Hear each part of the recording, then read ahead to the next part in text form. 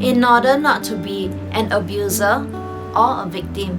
If you can't remember all that I have shared in this abuse series, just remember this. Do remember to hit the subscribe button and turn on the notification bell for more contents. Hi everybody, I'm Zionette Esther. This will be my last episode for this abuse series. In the future, I might be sharing some abuse topic here and there, but otherwise do check out my past few abuse episodes, which you may find the link in the description below. Today I'll be sharing what to do if facing abuse and how can we prevent abuse in our relationship based on what I've learned through my past experience. Firstly, when facing abuse, victims' willpower and courage is very important. Many didn't know that it is hard for the victim to leave the abusive relationship because of the cycle of abuse. The victim will need to identify the red flags of abuse in their relationship. They need to know that it is not shameful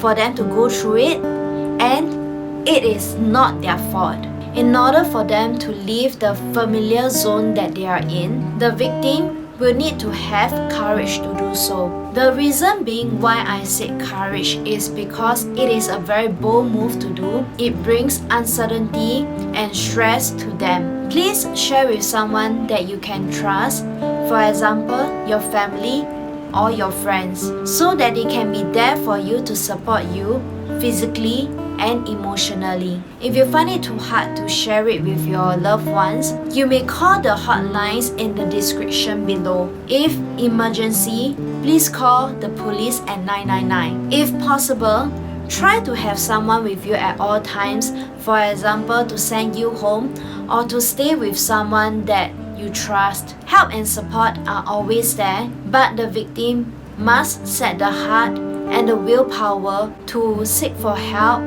or to leave the abusive relationship. Secondly, when facing abuse, help from the public is very important. I believe many is wondering what to do if, let's say, they witness or they encounter an abuse case. It will be good if we can be more aware of our surroundings. A good neighbor is always a best source of defense because domestic violence usually happen at home. If you heard any weird fighting noises like maybe throwing of stuff, do extend your help to the family in need. Or if you find someone in the public being demeaned or physically abused by someone, do approach to offer help and follow up with the victim if possible. At the worst case, please call the police. If a victim share their story with you, please understand that it takes a whole deal of courage, determination, and their whole being to share it with you.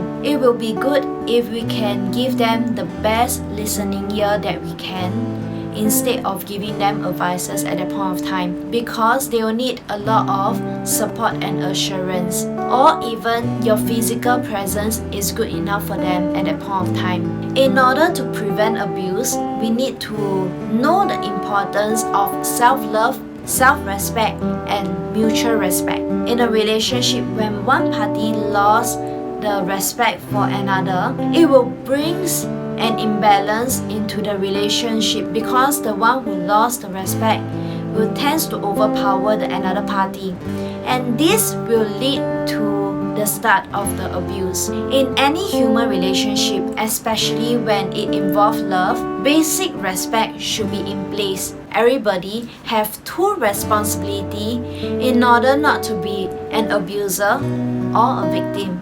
Firstly, we need to understand ourselves. It is the establishment of self-love and self-respect, which self-love is equivalent to self-respect.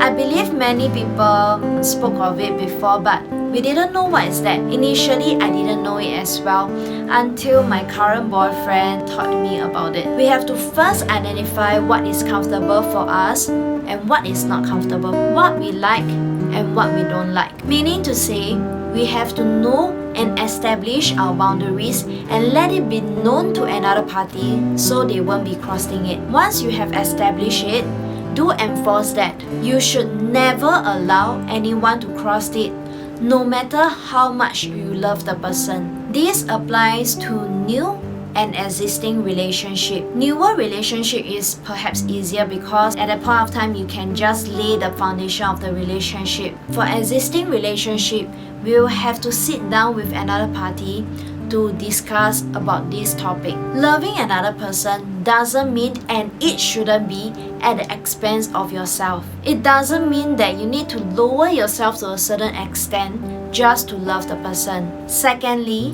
not crossing the boundaries of another party once it is made known to you. A relationship works both ways. If we let others know of our boundaries, we should at the same time get to know their boundaries as well. This means to set an expectation to both parties and establishing the mutual respect, so we will not be challenging the boundaries, the space, the limits and patience of another party. If the expectation is not set, it is very easy for another party to step on someone else's toe, and hence it will lead to the start of loss of basic respect in the relationship. If the person loves you or you love the person, the boundaries shouldn't be crossed. I believe that loving correctly is the source to break the cycle of abuse in the society. Let's learn to love ourselves while loving our family and friends, and at the same time, learn to love our family and friends while loving ourselves. I really hope that my story will reach someone who really needs to hear this, and that my life story can be a testimony to you guys. Although I went through an abusive period, but I came out of it. In fact, I came out of it stronger and have a better life. In a book, there will be good and bad chapters. In a Korean, American or Chinese drama, there will be happy or sad episode, good or bad episodes. Just because one chapter of your life is bad or difficult, it doesn't mean that your whole life is a failure. I believe that a good and better chapter are ahead of you. So please, don't give up with yourself. Don't give up with your life. We can always break through from it and move on to another chapter of our life. Let's be strong and write our own story. If you can't remember all that I have shared in this abuse series, just remember this. Love yourself enough to protect yourself. Love others enough to protect them. That's all for my sharing on abuse for now, which I believe I have poured all of my heart and soul into it. Do stay tuned on my song cover, which speaks on my thoughts when I left the abusive relationship.